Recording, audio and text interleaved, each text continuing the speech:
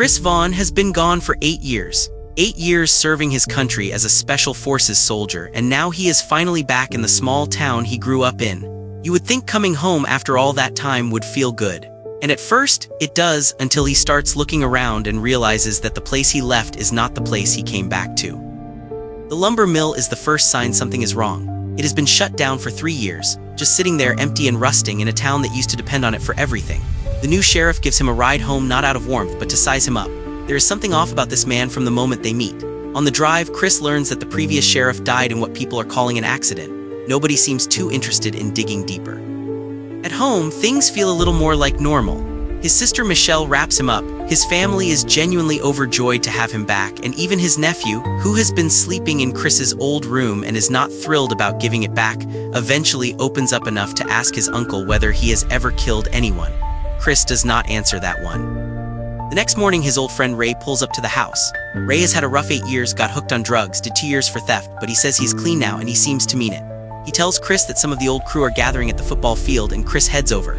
That is where he runs into Jay Hamilton for the first time since coming home. Hamilton is the one who shut down the lumber mill the moment he inherited it from his father. Did not even think twice about it. Just closed the doors and opened a casino instead. The two of them have a loaded conversation that does not take long to turn into a full football match, and during the game, Chris spots his nephew hanging around some people he definitely should not be hanging around. Hamilton knows Chris has a bad knee from his service, so he tells his enforcer, a mountain of a man named Booth, to make sure that knee gets hit hard on purpose. Booth does exactly that and does not even pretend to be sorry about it. After the game, Hamilton invites Chris to the casino. Chris shows up with his friends and things seem fine at first. Hamilton gives them the VIP treatment, they get into the private room, and then a dancer comes out to perform. Chris goes still. He recognizes her. It is Denise, his ex-girlfriend. The lights are in her eyes so she cannot see his face at first, but when she finally looks at him clearly, the embarrassment hits her like a wall and she runs off. That moment is the one where something shifts in Chris. He starts really looking around him and he does not like what he sees. Walking up to a gaming table, he catches the dealer quietly switching out the dice, a classic cheat.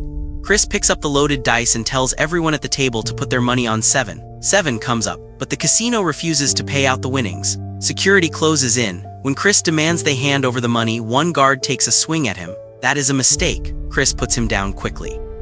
Then the rest of them pile on, and it takes a stun gun and a pistol butt to the head before they finally get him on the ground.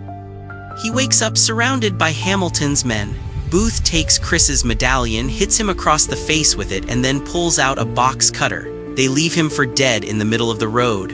A truck nearly runs him over before anyone finds him. At the hospital, while the family is in pieces, the sheriff shows up and his first question is about Chris's blood alcohol level. He is looking for a way to make this Chris's fault.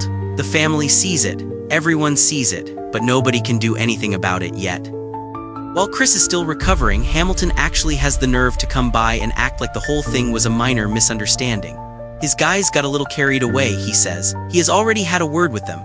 Then he offers Chris a job as head of security and a wad of cash. Chris turns both down without blinking. He goes to the police station instead and finds out the case has been closed. The sheriff explains without any shame at all that since Hamilton's casino is now the biggest employer in town, things just have to be handled a certain way. He tells Chris to leave. Chris walks out of that station and makes a decision.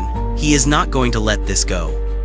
Denise swings by his place to return the jacket he left at the casino.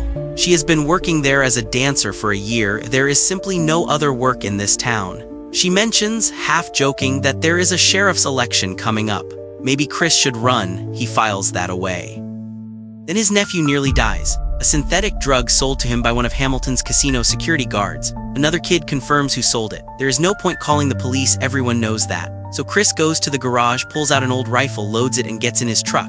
He drives toward the casino, and then right at the last moment, he stops. He puts the rifle back, reaches into the truck bed instead, and picks up a thick cedar plank.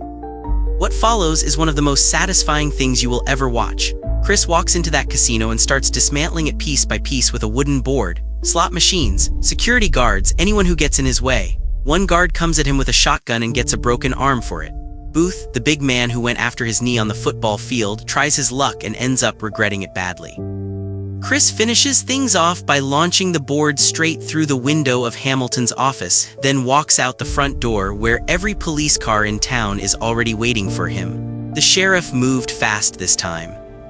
In court, Hamilton's security guards take the stand one by one and describe how this unstable, dangerous, highly trained soldier attacked them without warning while they were simply doing their jobs. 6 men, with a Cedar board, a complete psychopath, they say. The courtroom eats it up. Then Chris's own lawyer pulls him aside and quietly explains that he works for Hamilton and that Chris is looking at up to 18 years. The smart play, he says, is to take the deal and stay quiet. Chris stands up and fires the man on the spot. He addresses the jury himself, not to talk about the casino, not to defend what he did. Instead, he makes them an offer, elect him sheriff, and he will clean up this town. He unbuttons his shirt and shows them what Hamilton's men did to him. The judge tells the jury to disregard what they just saw. The jury finds him not guilty anyway. The whole room applauds. Hamilton and the sheriff sit there looking like they swallowed something sour. Chris picks up his Cedar board on the way out and later turns it into a bat. He wins the election, converts his pickup truck into a patrol vehicle. Shows up for his first day on the job and listens politely while the sheriff introduces him to the existing deputies and vouches for every single one of them. Then Chris fires all of them. He finds Hamilton out driving with a date and tells him plainly that the drug operation is finished. Hamilton smiles. Chris checks his tail lights, finds them broken, and writes him a ticket. Hamilton is not smiling anymore. Chris's only deputy is Ray, the one person he actually trusts. Ray knows the drug world well enough to trace it backwards, start with the street level and follow the money up. First stop is Booth, still bruised from the casino visit. They shake him down and find a bag of white powder in his sock. Booth's car gets the same treatment. They take it completely apart looking for hidden compartments, cut it open, strip it down to the frame, find nothing, but the message has been sent.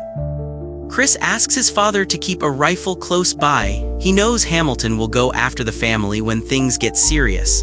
His father refuses to touch a weapon. Chris does not push it, but he makes sure Ray keeps watch at the house overnight while he stays at the station with Booth in a cell. Denise stops by that night with food. She tells him she quit her job at the casino. One thing leads to another and the night ends well for both of them. Morning comes, Hamilton gives the order. Chris's patrol truck explodes in the parking lot. Booth screams with delight from his cell. Then the station itself starts taking machine gun fire from the former sheriff and a team of armed men. At the same time at the family house, Ray wakes up to the smell of burning bread and finds casino men already inside. He takes a bullet in the leg but gets Chris's nephew out safely, stabs one attacker and knocks out another. Chris realizes the attack is a trap designed to keep him pinned down. He drops into the cellar beneath the station and starts working from underneath. Booth, suddenly not so delighted now that bullets are coming his way too, begs Chris to save him. Chris will, but only if Booth tells him where the lab is. Hamilton has been running it out of the old lumber mill. That is why it had to stay closed. The moment Booth gives up the information, his own people shoot him through the window. Back at the house, things are getting desperate. Ray shoots one of the attackers. Michelle throws another one down the stairs. Chris takes out 2 men through the floor of the station. The former sheriff is the last one standing. He runs inside and starts firing blind through the floorboards trying to find Chris. Denise creates a distraction that gives Chris the second he needs. He finishes the job. At the house, the last attacker runs out of ammunition and Ray charges in with his bare hands. He nearly beats the man to death before Chris arrives and stops him, taking a punch to the face for his trouble. And then the attacker left standing reaches for a gun and is shot by Chris's father, who finally picked up a rifle when it mattered most. The family is safe. Now there is just one thing left. Chris drives to the lumber mill alone. He finds the lab. He finds Hamilton hiding near it. Hamilton leads him into a trap, presses a foot pedal that opens a trapdoor beneath Chris's feet.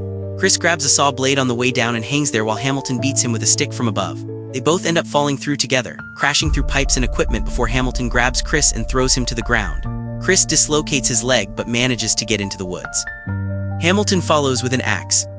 They find each other in the trees. Hamilton swings, Chris ducks, they tumble down a hillside together. Hamilton gets the axe again. Chris, out of pure instinct, picks up a log. It feels familiar in his hands. Hamilton is strong and he comes close to ending it, but Chris is the one still standing at the end. He pins Hamilton against a tree and breaks both his legs with the log.